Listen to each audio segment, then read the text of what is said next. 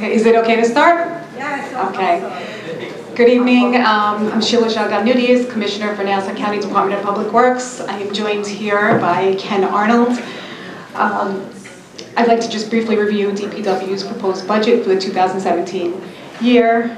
As far as the expenses go, the proposed budget for DPW General Fund is $280,041,523. This is a decrease of $2.8 million, or 1% as compared to 2016. This budget is inclusive of planning and real estate services. There is an increase of full-time headcount, contractual services, and interdepartmental charges. The net increase is being offset by a net decrease in general expenses, utility costs, mass transportation costs for Long Island Railroad Station maintenance, and rent. There's a decrease in general expenses by 3.9%, the largest attributed to diesel fuel and gasoline, as well as a decrease in traffic and highway supplies. There's a decrease in rent by $3.1 million, due primarily to the renegotiated lease of county offices located at 60 Charles Lindbergh. The control center for fleet management experienced the largest increase in expenses, primarily due to both salaries and funds that we require for underground storage testing, repair, and compliance. As far as the revenues go, for the general fund, revenues are $163,119,407. It's a minimal decrease of $400,000 as compared to the 2016 budget, and it's also inclusive of planning and real estate services. There's an increase in rents, recoveries, revenue by $2.2 million, or 19.7%, primarily due to Coliseum earnings changing from the construction period to an actual rental period. There's a decrease in permits revenue, mainly due to a decrease in the projected road opening permit fees. It's partially offset by a new proposed traffic impact fee, which will address cumulative impacts of land developments on county roadways. The new fee will help to offset the costs of roadway improvements necessary as a result of said developments, both 239F and subdivisions. The department continues to perform tasks where labor has been back-charged to capital projects. The proposed AA budget accounts for the fact that those capital labor funds will be available in 2017. And if not, the department will see a shortfall in our AA line at some point in 2017. Regarding snow operations, the department anticipates the proposed budget in the O2 Control Center will be sufficient to fund salt, sand, and other materials needed for the 2017 snow seasons. Regarding the buses, the nice 2017 budget includes a Nassau County allocation of $4.1 million, which includes the involuntary amount of $2.5 million that is required to receive state funding. The administration has submitted a technical adjustment to remove the fare increase in the proposed budget that accounted for a revenue amount of $2.2 million. If the county had continued its current service under the previous operator, the cost would have been approximately $35 million to $40 million more than Transnet's projection for 2017. And just a side note,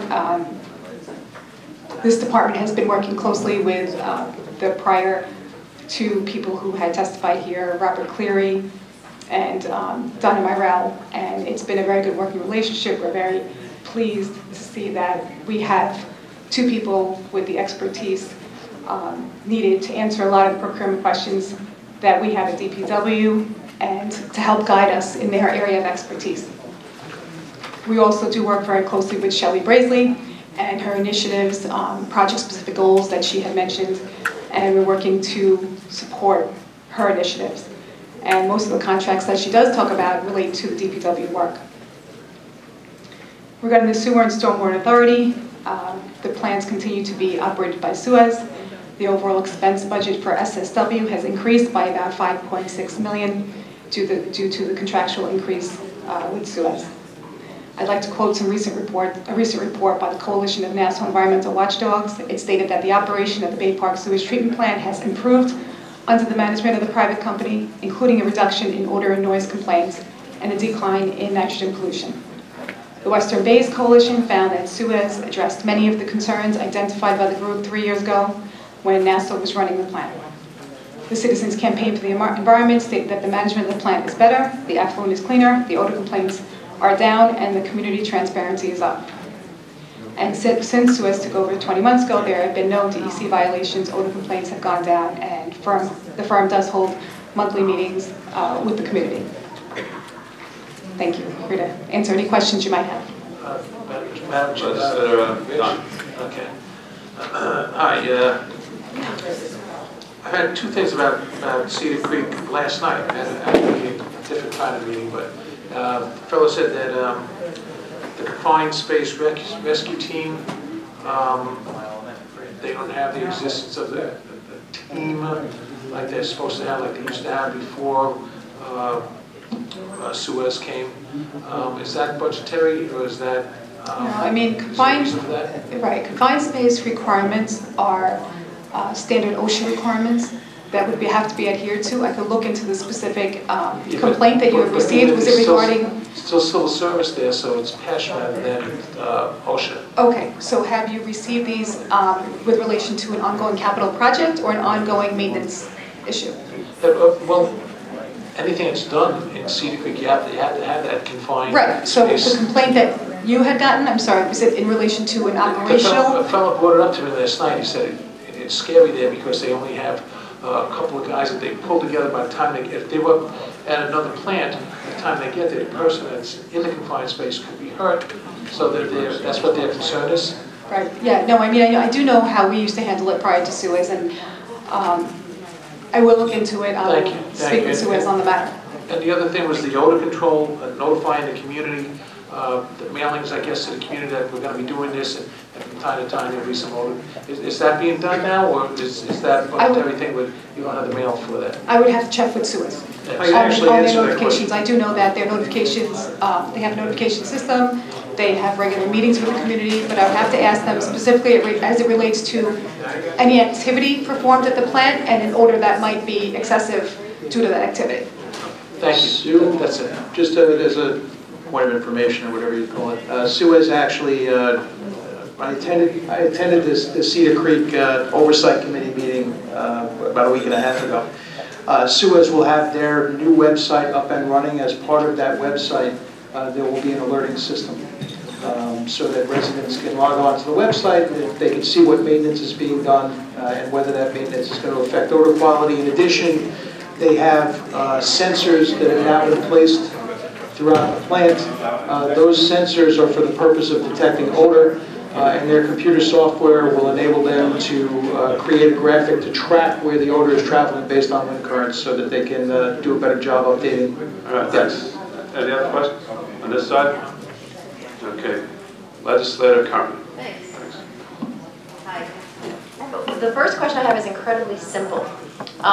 Is there someone from a utility asked me this morning. Is there a road opening fee increase for utilities included in this budget? No, in this budget there is not a road opening increase. There was an increase to that permit fee in, I believe it was this year or last year. Okay. There was an increase. There's a different road opening fee for the permit, whether you are residential or commercial. Okay. But there is not with this budget. Okay, so that's easy. Thank you. And then my second question is about the funding for the buses. So I know that there had been a fare increase, that now you're saying that's gone. The fare increase is not budgeted. Yeah, I understand, and Roseanne DeLeppa is here as well, that was an adjustment made to the budget. Okay. And also the question of, there was $3 million added from the surplus to restore some of the routes that were eliminated. And I was told kind of unofficially that $3 million would stay for 2017, but it looks like that's gone. And I just, is that definitely the case? I'm sorry, just one second.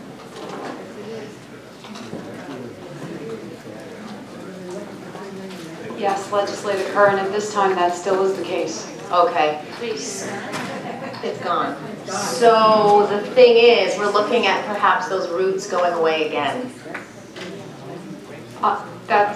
There's going to have to be adjustments. I can't speak to the adjustments in terms of service routes or Right. service I know. as a whole. I know. But yes, there would have to be, the contractual obligation currently for the bus is going to be about $128 million. So that's what they're going to have to work with at this point in time. Okay, so that's something that we're going to have to keep our eye on going forward. Thank you. Thank you for the clarification.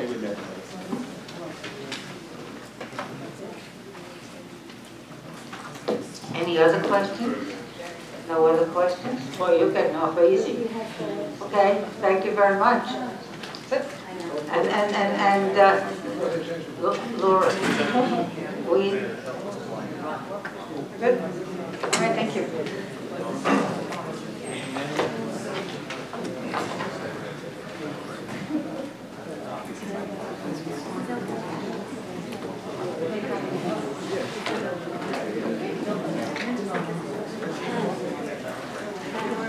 Yes.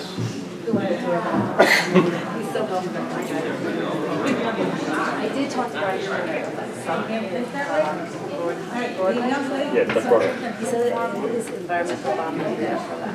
So maybe the town too, so what is it just?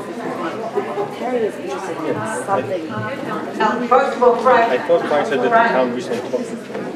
I think you need to take a break. I think the town is talking about doing something again. No, I think it's not going to happen.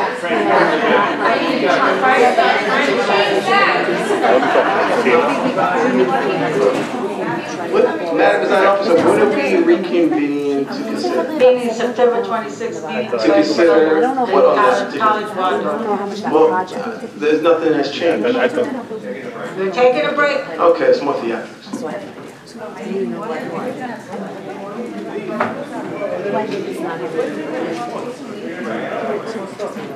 The reconvening of the 26th, which is the bond rate. yeah, I think it's different components of that. They're reconvening on the 26th? Yeah, but we combine the other money from the other town projects. You guys are cutting deals. Look at that, she's always cutting deals. I think I like this offer. You get nothing unless you